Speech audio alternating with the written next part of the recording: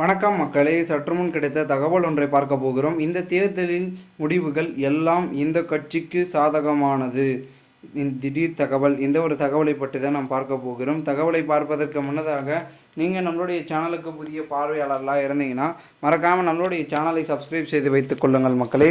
தற்சமயத்திற்கும் பெரும் விதத்தில் இருக்கக்கூடிய நம்மளுடைய அதிமுக, திமுக, பாஜக, நாம் தமிழர் கட்சி என்று 4 முனை போட்டிகள் தான் தற்பொழுது நிலவி கொண்டிருந்தது.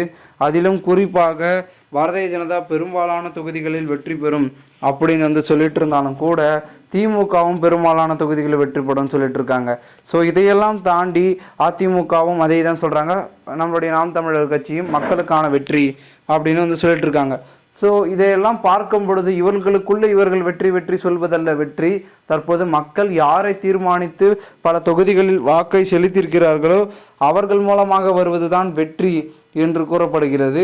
ஸோ அந்த ஒரு அடிப்படையின் நம்மளுடைய முக்கிய அங்கமாக கருதப்படக்கூடிய ஒரு சில இடங்களில் தமிழகத்தில் பார்த்திங்கன்னா ஒரு சில இடங்களில் நிறையவே பார்த்திங்கன்னா மாற்றத்தை விரும்ப பொதுமக்கள் வாக்குகளை செலுத்தியிருக்கிறார்கள் என்றும் கூறப்படுகிறது.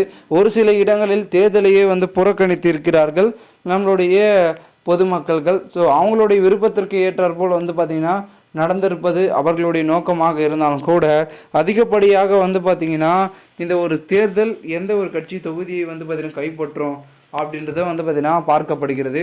அது மட்டும் இல்லாமல் மேலும் ஒரு சொல்லக்கூடிய ஒரு தகவல் என்ன ஒரு தகவலாக பார்க்கப்படுகிறதுனா, மொத்தமாகவே நம்மளுடைய அதிமுக கட்சியாக இருக்கட்டும், திமுக கட்சியாக இருக்கட்டும், பாஜக, நாம் தமிழர் கட்சியாக இருக்கட்டும் அவர்களுடைய ஒரு வாக்குறுதிகளை கொடுத்திருக்கிறார்கள்.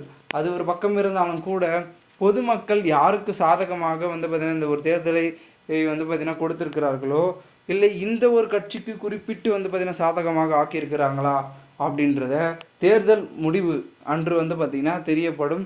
அதில் குறிப்பாக பல தொகுதிகளை கைப்பற்ற போகக்கூடிய முக்கிய கட்சிகள் யார் யார் அப்படின்றத சற்று பொறுத்திருந்து பார்க்கலாம்.